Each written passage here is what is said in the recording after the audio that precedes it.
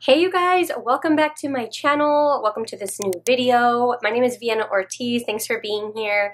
So this video is so exciting because it is a collab with Rana Plans here on YouTube. And you guys, you're going to love her channel if you're not already following her. She has amazing videos and she's the sweetest. She's definitely a great friend of mine. So definitely head over and check her out. She's going to be talking about the same topic, and it's going to be really interesting to kind of see how we both see functional planning and how everybody's opinion and the way everybody plans is so different. So today we're going to be talking about what functional planning means to me, as well as some tips that I have for you if you want to start planning a little bit more functional. Okay, so before we jump into it, I am wearing my Plan Hard, Work Hard, Rest Harder sweater today. You can't really see it in the frame, but I have a few of those left over in my shop, so head over if you're interested in grabbing one. So comfy, love it. But yeah, now let's jump into the video. So first I'm going to spend the first couple of minutes here talking about what functional planning actually means to me. And then I'll go into some tips for you if you want to plan a little bit more functional. So first of all, I do want to say that the way that I plan does not have to be the way that you plan. I think everybody can plan differently. And I think the cool thing about what me and Rana are doing is that the way that I plan functionally is going to be different than the way that she plans functionally. And so for me, I've definitely tried a whole lot of different planning styles. I've done no white spaces where my planner was completely filled with stickers, so highly over on the decorative side of planning. I've also done things where it's in the middle and I've done stickers and I've done pen and highlighter. But I've also done where it's just pen and highlighter. So I've definitely had a wide range of planning styles within my planner journey, I suppose. And honestly, I always just come back to whatever is working for me at the time. But I would definitely consider myself to be more of a functional planner. And I think what functional planning really means to me is just really valuing the plans over anything else. So if I had to sit down and I only had one thing to do, I wouldn't choose to decorate first. I would choose to plan first and really just get everything out on paper. And then if I had some extra time, I would do some decorative planning. So for me, it's just highly important to make sure that my planner is working for me. And honestly, it wouldn't bother me if I just use pen, highlighter, whatever it is, even just pen sometimes. However, I would also like to say that the way I like to plan is with stickers, but more functionally. So I'll use my stickers for a function and not so much as decorative. I know before I used to use a lot of washi tape and things just to kind of add accent, and now I just don't really do that as often. But I will use stickers. So for example, if my daughter has maybe dance one day, I would use a dance sticker, or I would use label stickers and write on them. I use transparent dots. I use things like that because I think it's really fun. So here's the thing when it comes to functional planning. I don't think that you should take the fun out of it. I think that if you take anything away from this video, it's don't let me tell you how to plan, but find the perfect kind of balance between what's working functionally and what you can have fun with.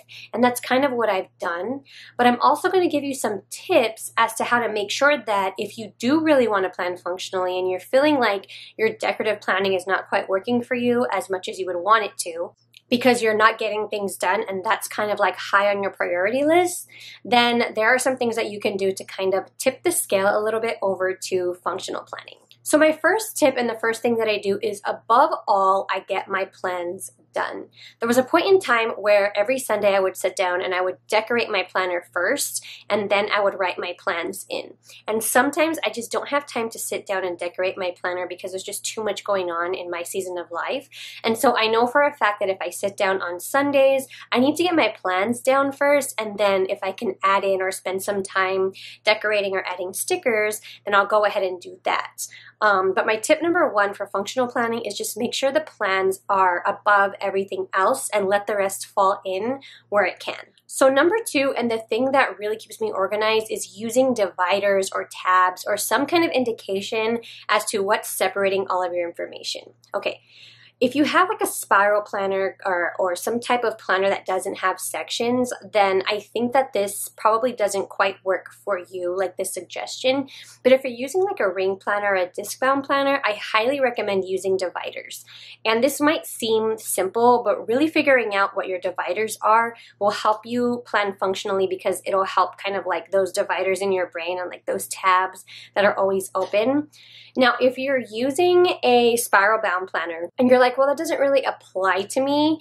If you are taking notes anywhere else, or you're just writing things randomly on your spiral bound planner, then go ahead and make like little indicators next to those notes if they pertain to something particular. So let's say you have a section where you write down your appointments. Then maybe you have that be a certain color, and then when you're flipping through your planner, you know that on that page there's an appointment there. Maybe it's pink. And so really just having an indicator as to what things are will help you so much with organizing everything and being more functional. So number 3 is I use stickers with purpose and with fun, not just with purpose and not just with fun. I try to use stickers so that they help me in my planning process, and that's just me. Like I said, feel free to do whatever you do, but if you're trying to plan more functionally and you don't really like everything looking kind of, not to say messy, but kind of keeping you distracted from your plans, you can use stickers to help you really highlight the important things of your day, or highlight specific appointments or whatever it might be, so that you can easily see that with the eye. And it's also fun. Stickers are fun. So I definitely wouldn't take that out of your planning routine if you can help it. Okay, so number 4 is super helpful for me, and this is something that I learned the hard way. I only keep things in my planner that serve a purpose. So I'll give you an example. There's been plenty of times where I wanted to keep finances in my planner, and honestly, it was giving me more anxiety to have it in my planner because I was never using it. So there was a portion of my planner, my ring planner, that was not getting attention, and it was not serving a purpose. And so I only keep things in my planner that I'm going to use or I'm going to archive. Maybe your list section has just a bunch of lists that you reference once in a while, and so that's going to be kind of like your reference location, but it still serves a purpose.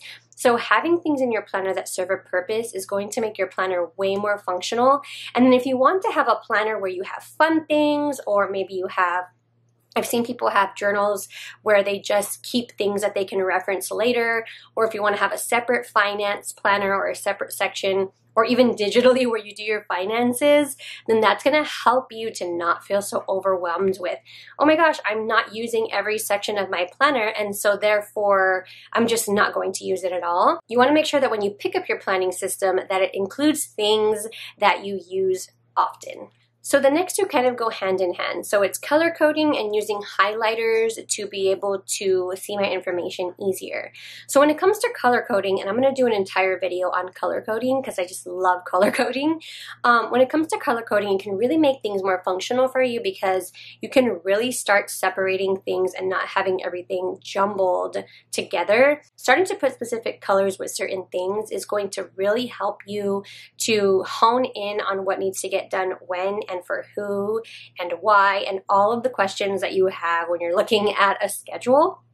And so in that same respect, if I want to highlight a really important thing for my day, then I use highlighters to indicate that that's important. And it may not always be the same thing. It may be a different color, but either way, and it's really simple, but it really helps to kind of point out what needs to get done, and so that my brain can focus on it.